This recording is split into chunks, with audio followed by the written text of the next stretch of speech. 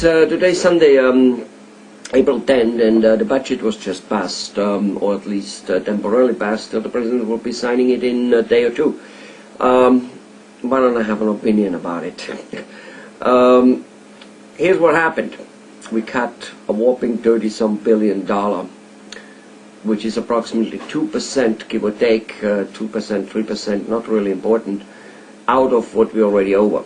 I mean, we have over $1 trillion in deficit on a yearly basis. We already have 14-some trillion in deficit.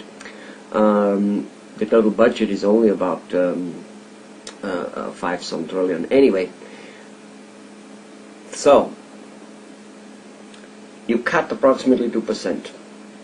What does that mean? Let's look at it. Let's assume you have $100,000 debts, credit cards and student loans and whatever it might be. Okay, Sears cards, car loans, all that type of stuff. 100,000, and you make $100,000 a year. That's your income. But you're spending $130,000. That's your budget. Without $130,000, you, so to say, can't live. That's your lifestyle. $130,000. And let's add on to that equation the fact that it's difficult for you to get new loans. People kind of like stopped borrowing you for whatever reason that might be. Maybe they just simply don't want to borrow you anymore because they figure enough is enough, or they themselves and or the people who used to borrow you, be it banks, be it Uncle George, be it Aunt Mary, they themselves are becoming a little bit more cash strapped. Alright? So here you are spending $30,000 every year more than you take in, and you already have $100,000 in debts. And then you go graciously consent to a, I don't know, $5,000, $6,000, $7,000 cut. So you say, you know what? My budget of $130,000, which gets me $30,000 more in debt than I make every year, I cut it down to 120. Wow. So you're now only getting $20,000 more in your debts every year. And borrowing becomes more difficult because people don't want to borrow anymore or don't have it anymore. Where is that road going to end? How much good would that do? That's the equivalent of traveling 130 miles an hour towards a wall, a really big brick wall. Somebody makes you alert and says, look, hey, or you make somebody alert, the driver, since you're out of control yourself, you're the passenger, and in this situation right now, as the people are the passenger and the government is the driver. So you make the driver alert and you say, hey, there's a wall in front. It's coming up, it's coming up. And you're going 130 miles an hour. And the guy goes, all right, fine. I'll cut down to 120 miles an hour. Does that make you happy, Mr. Passenger? Don't they did a good job? So now you're only hitting the wall with 120 miles an hour. Very comfortable thought, very comfortable thought. It's the same with, you know, we're having, I don't know what it is, no clue, but let's put a number of 400 atomic bombs. It takes only 10 to destroy the planet, and then the countries around the world graciously consent to going from 400 to 350. Wow. So now we can destroy the planet only 35 times. Ladies and gentlemen, that's what we're having here. Now, what can you do about it? I don't know. Personally, I don't think much. At least I didn't come up with anything except preparing for yourself. You see, only because a country, or for that much a world economy, because this time when a country such as America crashes, it'll be a world economic crash. You saw it in 2008, and it's going to be much worse when that 130-hour, a car hit the wall. But what you can do is, so only because a country crashes doesn't mean you and me necessarily must crash the same way. We'll probably endure pain, most likely.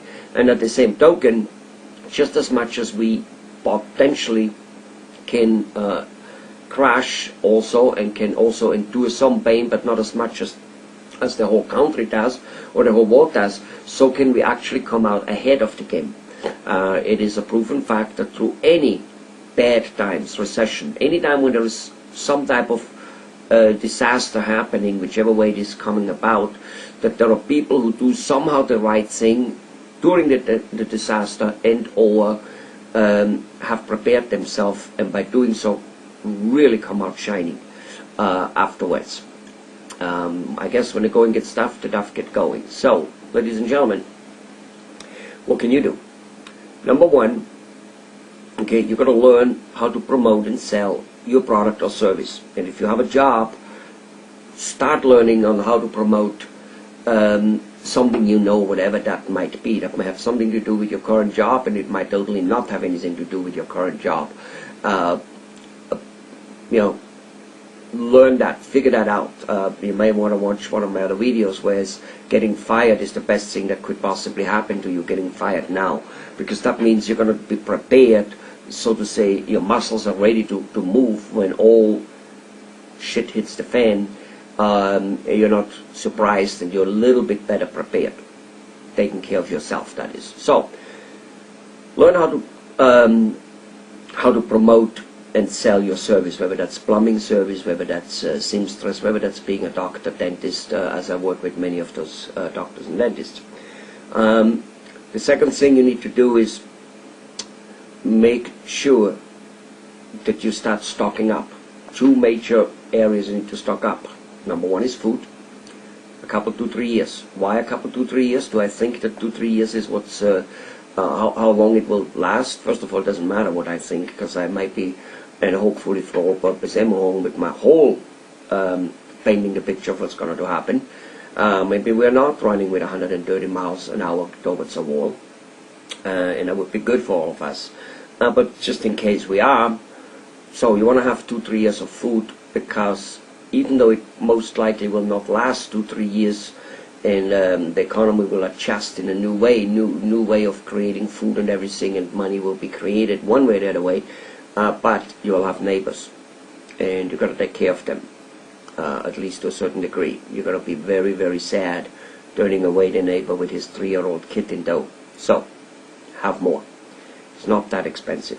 Freeze-dried fruit, canned food, it's really not that expensive.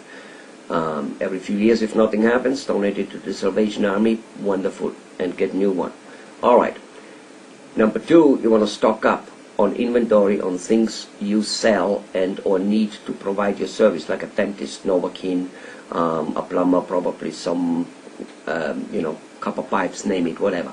I'm sure for some profession that stocking up is more difficult than for others. Well, we all have our cross to bear. Let's go think about what you can do, what you need, what are the things you will need to continuously to do business. If A, you can't afford purchasing those things anymore because inflation, well, it's so high, and don't think that your customer going to do right away, catch up, and it doesn't matter. No, it will. And B, when those type of things happen, there's always a shortage of those goods. Always, there will be a shortage. So you will need to provide those services. Sometimes perhaps maybe only for food, whatever it may be. Either way, you need to provide them. If you do those two things, and you know that your family will be eating even if you don't make a dime, and at the same time you have goods to provide for you in your service, you'll be one of the only one out there able to provide service. And if and when things go better again, which they always do, one way or the other way, you are the big survivor. You have captured all the market share. In fact, you will probably have captured it already during the tough times, because you're the only one able to provide it. And by the way, when it comes to marketing and learning how to sell your service for the next, 6 months, 6 years, 16 years until we hit the wall, in my opinion, it's somewhere between that, 6 months, 6 years, give or take. But anyway, it doesn't really matter. During that time, you need to learn how to promote, and the most important thing in promotion, learning how to promote, is not on learning how to advertise, not on learning, what message to put out on your flyer and coupons, even though those things have some value. But here's the most important thing: you got to learn on how to make the community around you talking about you and promoting you. And here's a hint, they will not do that based on your service alone. They will do that based on you being a human being. They will do that based on you being a jolly good fellow. They will do that based on you helping and supporting, caring and contributing to the community at large. Even though you may never have contributed to a particular person, that person, especially for instance if he happens to be a community leader, an opinion leader, an influential person such a priest, a rabbi, a Boy Scout person, a city councilman, some other business person, whatever it may be, and of course just everyone else also. If those people know that you have done something in and for the community, something useful, you have no idea how much they will promote you and will come to you for the service or products if they need it. They may never be your clients or your patients and yet promote you to other ones. Yes, that is how it works. Don't believe it? That's at your peril. Absolutely positively, I'm sure about it. Ladies and gentlemen, here's the thing, I've said it already once, when the going gets tough, the tough get going, and that's all there is to it. Ladies and gentlemen, you do not have life insurance simply because you 100% know that you'll get sick. No, you have life insurance because you are not sure 100% that you will not get sick. You do not have a spare tire because you 100% know you will get a flat. You have a spare tire in your car because you're not 100% sure that you will never get a flat. So that's why you should be simply doing what I told you to do. And if everything goes fine, well, then you just became the best promotional guy and you'll get a lots of business and get a larger market share anyway. Currently, just about every business owner says marketing is too expensive, doesn't work anymore, because they're wrong. It does work. And no, yes, it has gotten less return than it used to be. Well, that's like going from summer to winter in, let's say, the Austrian Alps where I grew up. Of course you wear different clothes and more clothes. You don't say, well, it was warm yesterday, why would I have to buy a coat today? That's, I'm not going to go for that. Hey, if it gets cold, you've got to put on more clothes. An economic climate out there is getting cold. It's getting very cold.